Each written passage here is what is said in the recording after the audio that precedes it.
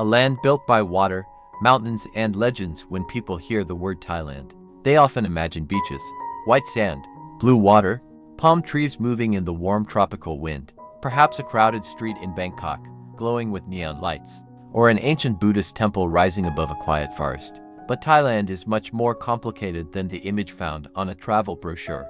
Behind the beaches and resorts is a country shaped by rivers, mountains, wars, migration, religion, trade, and thousands of years of human settlement. And some of the most fascinating stories are not found in the places that appear on the front pages of travel guides. They are hidden in forests, buried beneath ancient cities, carved into temple walls, and preserved in stories that have been passed from one generation to another. Thailand sits at the center of mainland Southeast Asia. Its geography is extraordinary. To the west are the mountains and valleys leading toward Myanmar. To the northeast are the Great Plains of the Mekong region. To the east lie Cambodia and the ancient cultural world that once surrounded Angkor. And to the south, Thailand becomes a long peninsula surrounded by two different seas.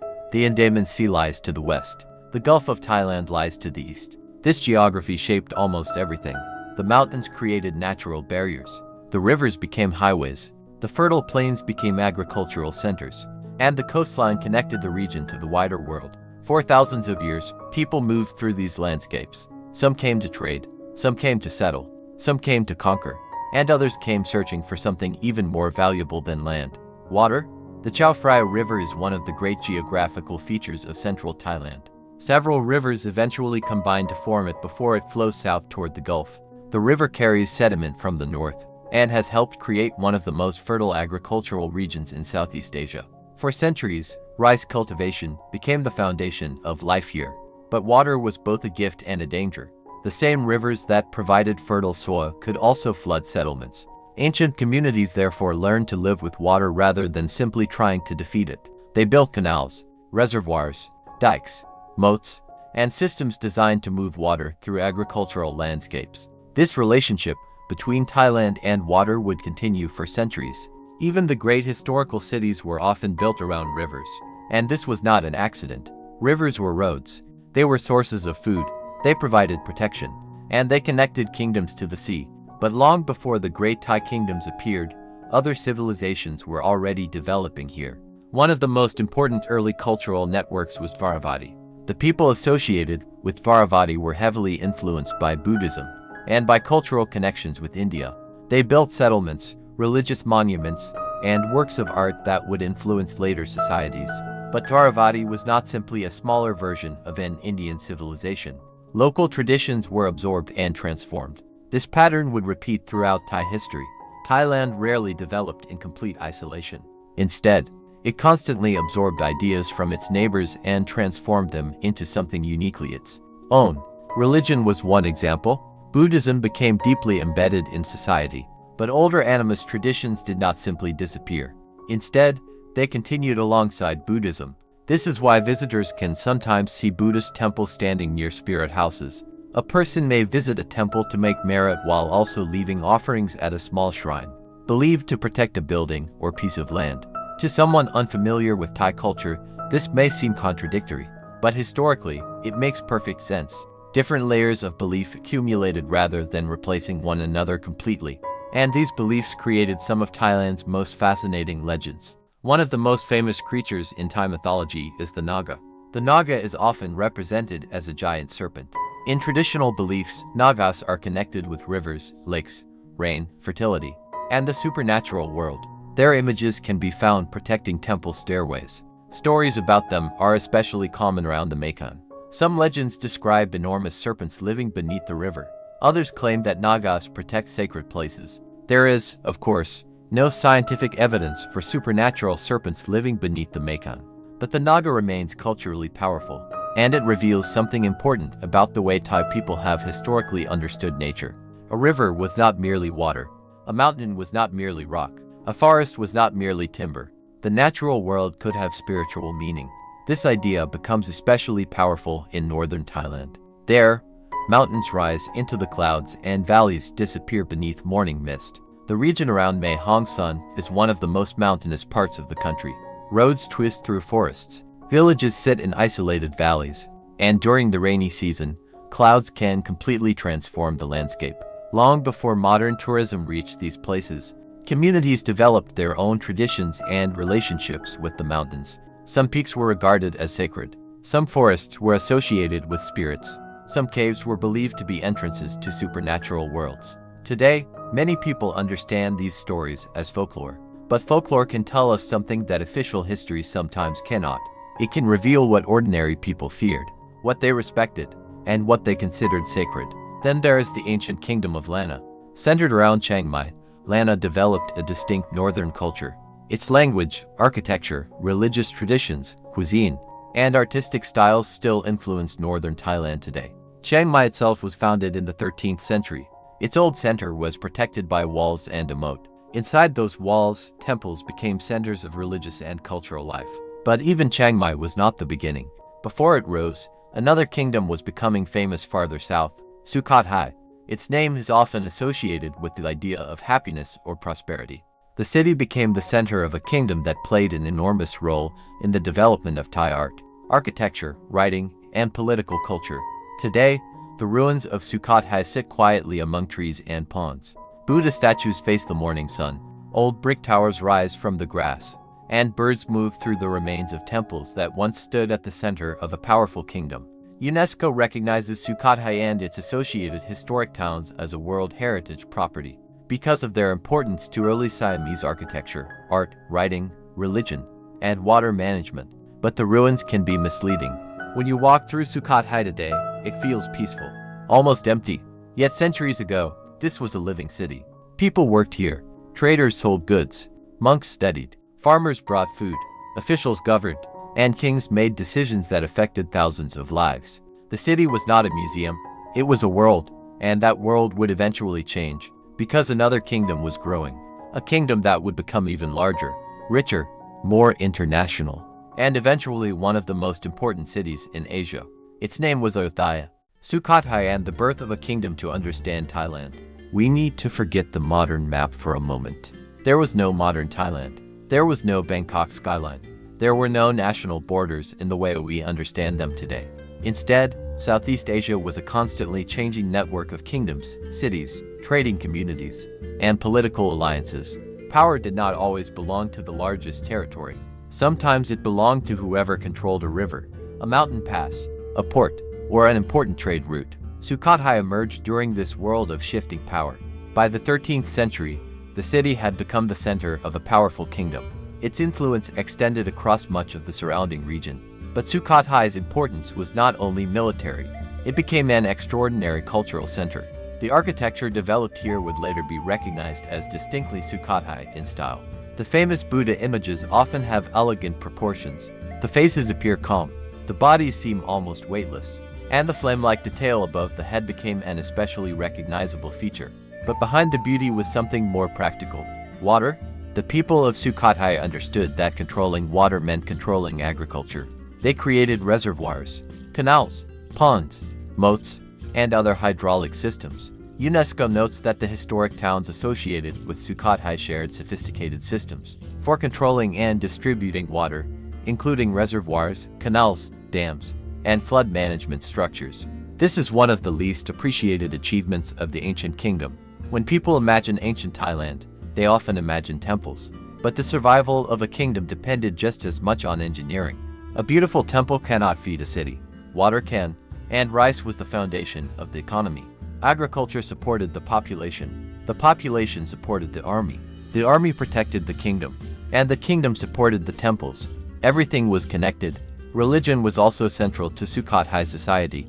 Theravada Buddhism became deeply influential. Monasteries were not simply places of worship. They were centers of education, art, community life, and intellectual activity. Monks preserved texts, artists created sculptures, architects built monuments, and rulers used religious patronage to strengthen their legitimacy. One of the most famous rulers associated with Sukhothai is King Ramkhamhaeng. He became surrounded by stories over the centuries. Some traditions portray him as a wise and accessible king, a ruler who cared about ordinary people. One famous story describes a bell that people could ring if they wanted to appeal directly to the king. Whether the story should be understood literally is a question for historians, but its survival is revealing. It shows the image of an ideal ruler that later generations wanted to remember. Ramkhamhaeng is also traditionally associated with the development of the Thai script. Stone inscriptions from the Sukhothai period provide valuable evidence about language, society, religion, economy, and government. This means that Sukhothai left behind more than ruins. It left behind words, and words can sometimes tell us more about a civilization than buildings. But Sukhothai did not last forever. Political power shifted, neighboring kingdoms expanded, economic centers changed, and eventually, a new kingdom began to dominate the central plains, Ayutthaya. If Sukhothai represented one of the formative stages of Thai civilization, Ayutthaya would transform it into something much larger.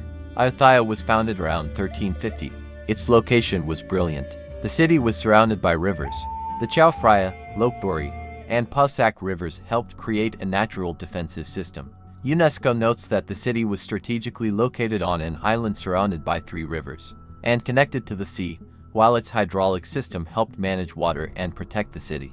But the rivers did more than protect Ayutthaya.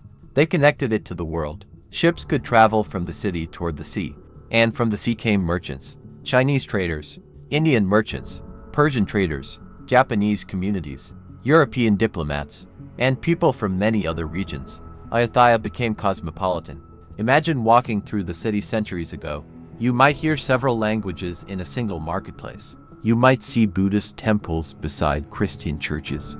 You might encounter Muslim merchants, Chinese traders, Japanese samurai communities, and royal officials dressed according to elaborate court traditions. This was not an isolated kingdom.